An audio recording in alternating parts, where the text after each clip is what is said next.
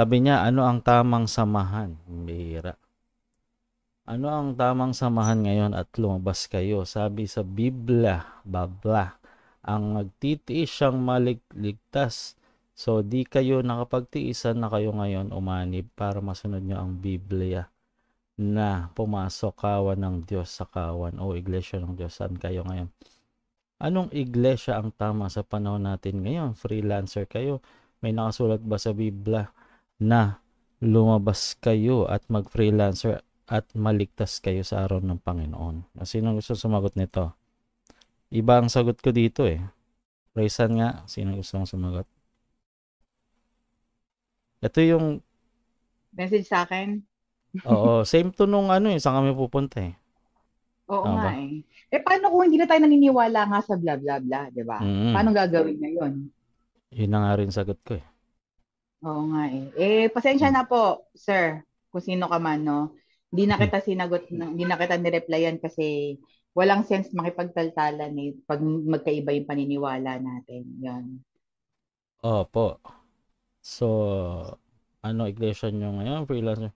Paano kayo nakakasunod sa aral gaya ng pag-aabuloy, kasi these are doctrines eh, dogma na inilagay ng tao para ang humanity ay maging in line. Kumbaga sa military, linya kayo, ito ang mga gagawin nyo, nilatag. Para, yun nga yung example ko about the stoplight, mas maganda may stoplight for them kasi susunod na lang sila.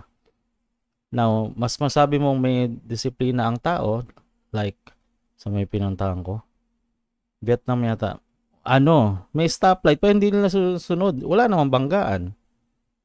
Wala silang traffic rules. Wala nga ang pulis na itang nanguhuli doon. Sa atin lang naman may mga nag-aabang sa likod ng puno. Oh. Saka sa mga no U-turn slots tapos huliin ka bigla. Ay kasi walang disiplina ang mga Pinoy. Kaya kailangan lagyan ng rules. So, yun lang naman yung example ko. So, eto, natatakot sila eh. Paano nyo na hindi nyo na matutupad? Pareho lang naman tayong hindi gumagawa ng masama. Ang difference lang ay sumusunod kayo sa nakasulat. Pero, pareho tayong mabuti. Yun ang naging pamantayan ng mga fundamentalist na mga doktrina sa religion. Tinatry nyong sundin yung mga aral at dogma na nilagay para sumunod kayo 2,000 years ago. 2025 na eh. So, ayan, sabi niya, anong tama iglesia? Hanap pa rin na iglesia sa panahon natin ngayon o atheist ka na gayang broccoli. Deist po ako. Meron pong creator. Oo. Kaya lang wala dito. Outside siya, outside. Kaya hindi ko makita at maramdaman. Yun lang naman po. So, hindi, ayan na naman, demonize na naman mga 80s. Asan ba si Sir 80? Ang bait-bait si Sir 80 eh. Di ba sis Ansat? Kaya nga eh. Oo, grabe.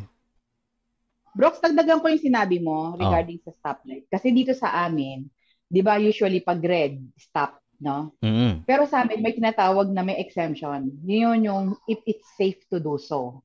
Hindi siya applicable sa ibang bansa eh. Ano Sa yung amin, safe? if it's safe to do so, kasi sa amin, pagka mag-right turn ka, kahit naka-red, pwede. Basta it's safe to do so. I think applicable din naman sa tao yung mga pag-uugali. Kahit stop sign yan, kahit na nga mayroon pang basta alam mo na tama, okay lang yun. Walang maibang madidisgrasya, wala ka mapapatay. Wala naman tayong ginagawang masama dito, Brooks. Yun yung tanong ko, di ba Wala. tinanong kita isang araw, no, sa ginagawa natin.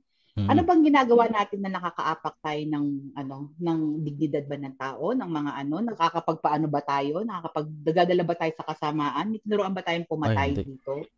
Wala naman eh. Wala Ang po. ginagawa natin, ini-expose natin yung mga kamaliang nagawa.